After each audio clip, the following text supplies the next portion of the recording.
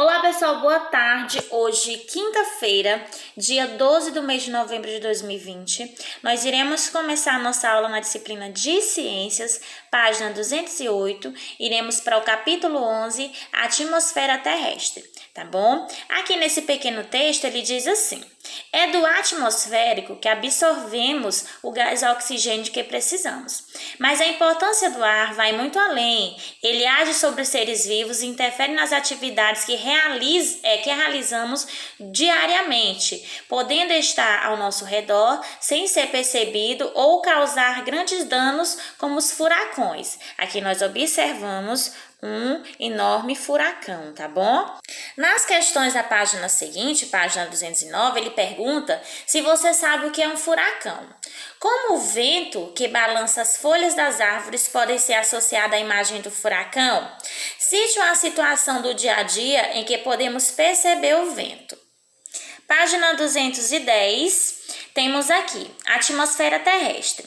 Leia a manchete abaixo. Paraquedista salta da estratosfera a 39 mil metros de altura. Aí nós temos aqui a imagem do paraquedista saltando, tá bom? Paraquedista austríaco Félix, em 1969, momentos antes de saltar da estratosfera em 2012. Cite a importância da estratosfera para a existência de vida na Terra. Em sua opinião, por que o paraquedista está usando esse tipo de roupa? Aí nós temos aqui, gente, o conceito.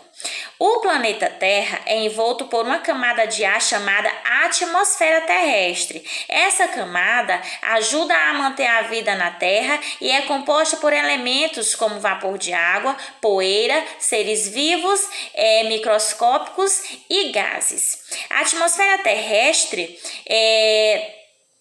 vista da Estação Espacial Internacional em órbita ao redor da Terra. A porção alaranjada, que é essa aqui, gente, ó, a porção alaranjada na imagem corresponde à troposfera. A atmosfera terrestre apresenta algumas características próprias, como temperatura, pressão e umidade. Mas será que essas características podem variar ao longo da atmosfera terrestre? É esse assunto que vamos estudar nas próximas páginas. Aí nós temos aqui. Pressão atmosférica, página 211.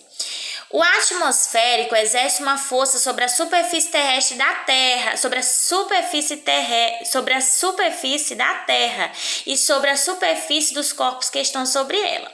A atuação dessa força corresponde à pressão atmosférica. A pressão atmosférica atua sobre os corpos em todas as direções. Nesse momento, ela está agindo sobre você, mesmo que aparentemente você não perceba essa pressão. Para ajudar a compreender esse assunto, observe o experimento que Giovanna realizou com os colegas na aula de ciências. Aqui, gente, nós temos a representação da pressão atmosférica atuando sobre uma pessoa, tá aqui, ó. Tem a pessoa aqui e essas setas indicam a pressão atmosférica sobre ela. Só que nós não sentimos, tá bom, gente? Mas ela existe aqui, ela exerce pressão sobre a gente. Aqui no experimento de Giovanna, ele diz que, aqui na imagem A, com uma das mãos, Giovanna veda a abertura da seringa de plástico preenchida com ar.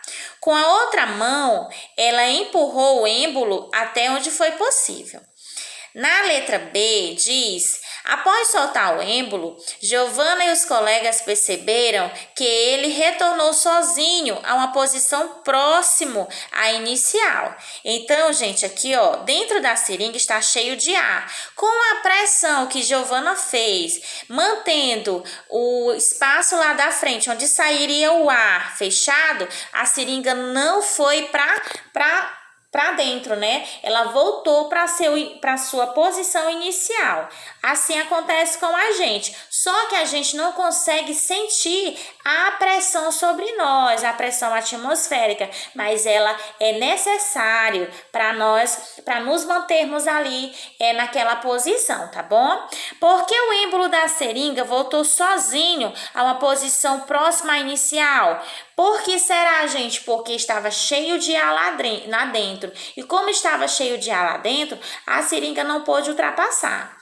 Na situação A, Giovana sentiu algo empurrando seu dedo que vedava a seringa. O que causava essa sensação? O ar no interior da seringa exerce pressão nas paredes internas desse objeto. Essa pressão aumenta quando o espaço ocupado pelo ar diminui, se empurrar o êmbolo. Nessa situação, a pressão interna se torna maior do que a pressão atmosférica e empurra o êmbolo para a posição próxima à inicial. Com o êmbolo da seringa nessa posição, a pressão interna e a pressão externa se tornam equivalentes. Tá bom, gente? Página seguinte, página 212, ele diz que o ar está presente em diferentes locais do ambiente, como ao nosso redor, exercendo constantemente pressão sobre os nossos corpos, mas como perceber a atuação da pressão atmosférica? Veja abaixo. Ao encher uma sacola plástica com ar, aumenta-se a quantidade de ar em seu interior. Como consequência, a pressão que o ar exerce nas paredes internas da sacola também aumenta, tornando-se maior do que a pressão atmosférica e mantendo a sacola esticada. Tá bom? Na segunda, ele diz, quando a sacola plástica é aberta, parte do ar sai. A pressão interna se torna igual à pressão atmosférica, que atua em todas as direções da parede externa da sacola, deformando-a. Aqui na imagem nós temos as setinhas azuis é a pressão atmosférica e as setinhas vermelhas é a pressão interna. A pressão atmosférica pode variar de um local para outro por causa de alguns fatores, como a altitude. À medida que nos deslocamos na atmosfera, a partir da superfície terrestre, a quantidade de ar diminui e a pressão atmosférica também se torna menor. Assim, a pressão atmosférica é menor em locais com maior altitude em relação ao nível do mar, quando comparada com os locais de menor altitude, tá bom? Aí nós temos aqui, ó, locais altos, que é o caso bem aqui dessa parte mais alta, a pressão atmosférica é menor a pressão atmosférica.